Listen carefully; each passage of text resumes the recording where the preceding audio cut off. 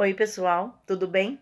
Hoje nós vamos falar um pouquinho aí sobre subjetividade. Nós vamos, na verdade, fazer uma retomada e nós vamos tratar mais aí da parte de subjetividade. Nós já vimos aí que a subjetividade, ela tem relação com o íntimo do indivíduo, né? São as suas crenças, os seus valores, seus sentimentos, a sua história. Ele tem mais de emoção do que de razão. Então, como que eu posso demonstrar a subjetividade num texto literário? Né? Eu vou dar menos lugar à razão, por exemplo, quando eu faço uma literatura de ficção científica, ela vai dar mais lugar à criatividade, né? Mais aos pensamentos, que a gente vai vagando aí por pensamentos, interpretações próprias aí, do que a razão. Então, muitas vezes, coisas que não existem e podem estar na minha história. Né? Ele também trata aí também dos valores existenciais, sentimentos, o que que eu penso, o que que eu sinto, os valores religiosos, as minhas crenças, né? E esses eram os mesmos valores aí que foram fundidos aí na literatura do romantismo do século XIX e que a gente carregou até hoje tudo isso.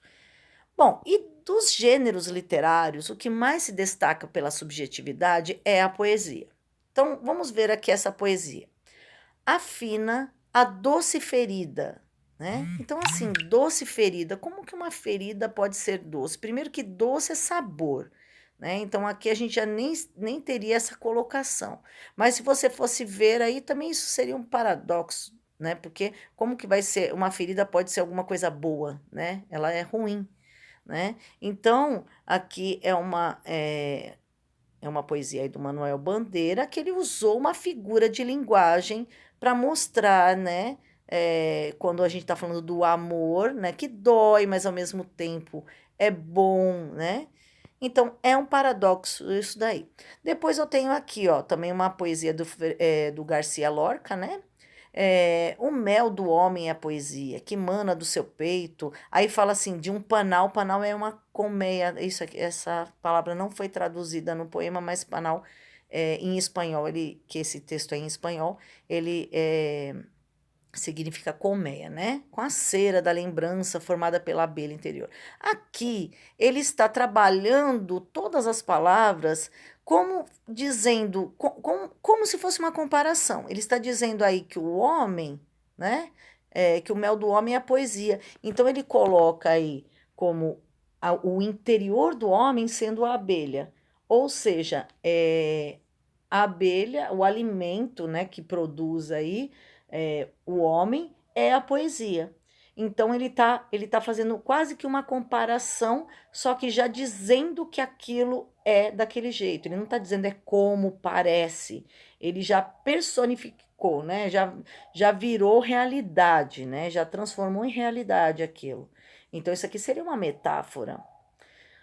Nesse salmo, que também é uma poesia, ele fala: ele se cobre de luz como um vestido. Então, ele é como um vestido. Então, aqui sim é uma comparação. Estende os céus como uma cortina. Também é uma comparação. Depois ele fala lá: faz das nuvens o seu carro. Então, a nuvem, ela já não é como um carro, ela já é um carro. Então, aqui é uma metáfora. Em cima é uma comparação, porque tem como, e embaixo ele já nem compara mais, ele já diz que é, né? Então faz das nuvens o seu carro. Então o carro a nuvem é um carro. Né? Sobre as asas do vento. Então, tudo isso ele está transformando aí o vento, né? As asas do vento, como se o vento ele tivesse asas. Então, aí também é uma metáfora, não? Então, a subjetividade, ela é representada com figuras de linguagem, principalmente aí na poesia. Então, elas comparam, elas transformam, elas dão novos sentidos às palavras. E elas aperfeiçoam aí a beleza estética do texto. Tá? Então, por isso que é muito importante usar figuras de linguagem, principalmente na poesia. Então, vamos falar um pouquinho de metáfora, a gente já falou isso no começo do ano, né? Que são figuras de linguagem importantíssimas, porque elas sempre caem também em vestibular, se vocês precisarem depois estudar para isso daí, né? E elas são o sentido conotativo, ou seja, figurado, né? Então não é o sentido real. Então, elas saem da objetividade daquele sentido e dão um outro sentido para as palavras. As figuras mais importantes usadas na literatura são a metáfora e a metonímia, mas por enquanto nós vamos falar só da metáfora, tá bom? Então, aqui, a metáfora, vamos dar um exemplo. Então, a palavra estrela. Se você for pesquisar no dicionário, né, o sentido real, o sentido objetivo ou denotativo, que é a mesma coisa, significa o quê? Corpo celeste, produtor e emissor de energia com luz própria. Tá, nosso Sol é uma estrela, tá? Então tudo bem.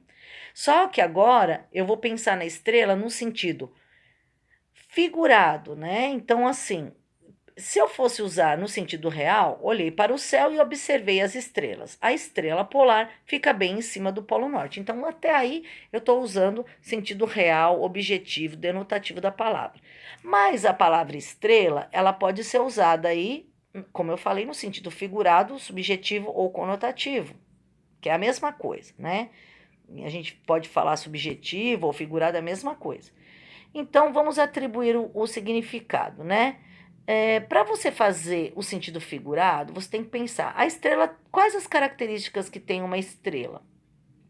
Bom, ela fica num lugar alto, ela se destaca, ela tem luz própria, a luz de uma estrela pode nos guiar, uma estrela é um brilho no meio da escuridão, né?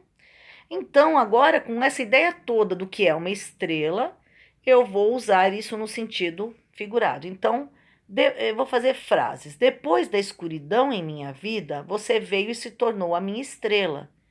Então, não é que a pessoa era uma estrela mesmo, ela não era o sol, né, de verdade, né? Ou qualquer outra estrela lá no céu. Ela se tornou uma estrela porque eu estou dando um sentido figurado à palavra estrela. Ou seja, ela é que me deu uma luz, trouxe alguma coisa boa para a minha vida, né?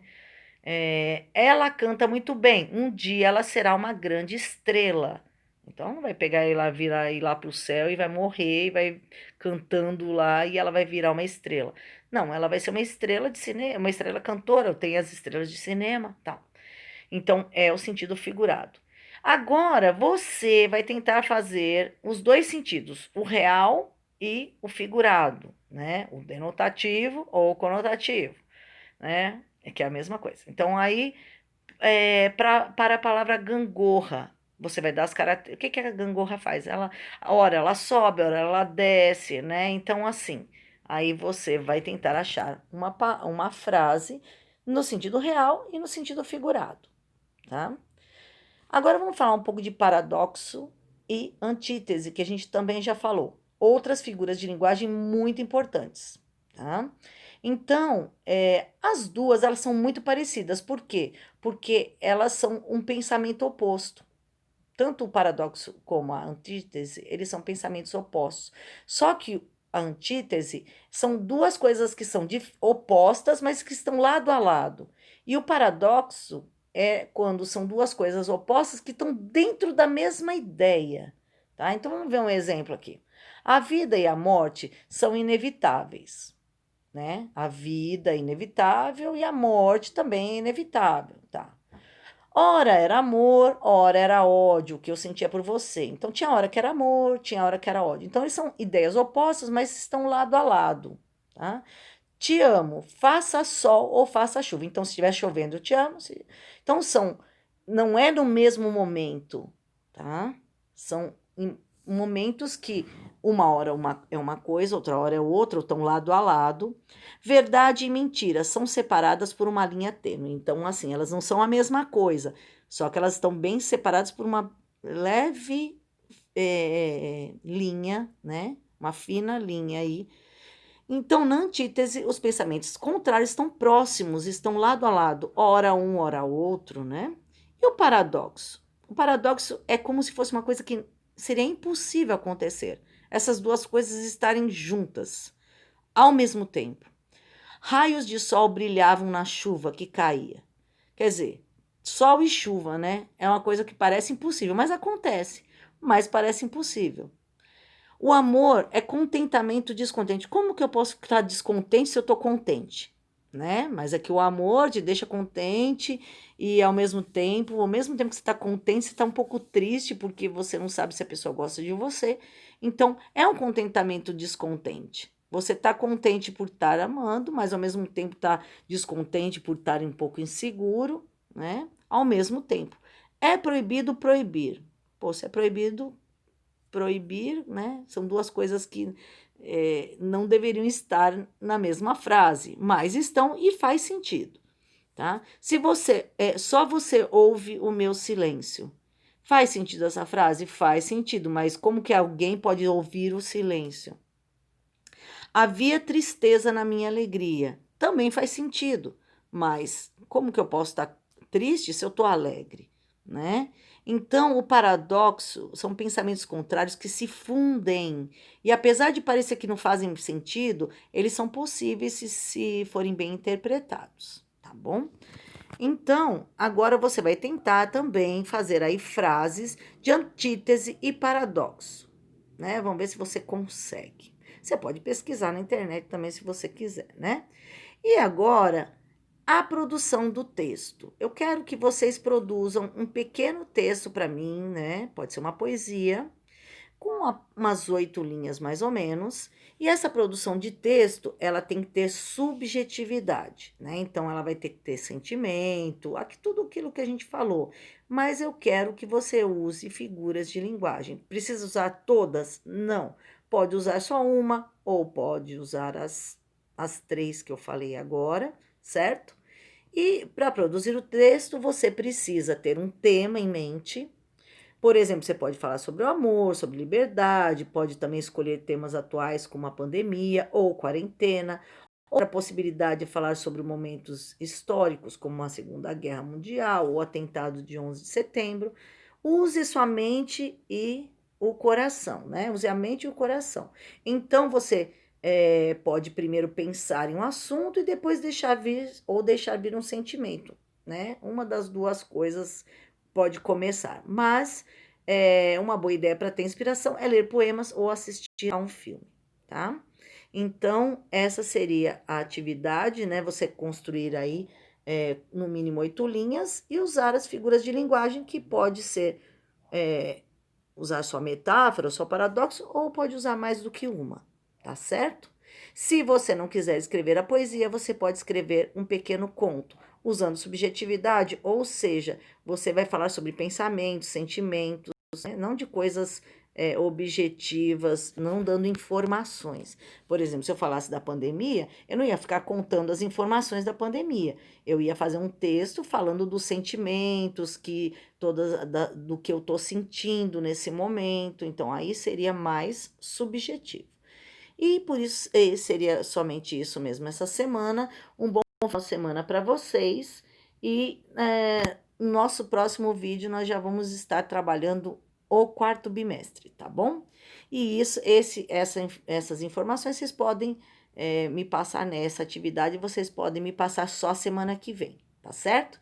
Então, um bom final de semana para vocês.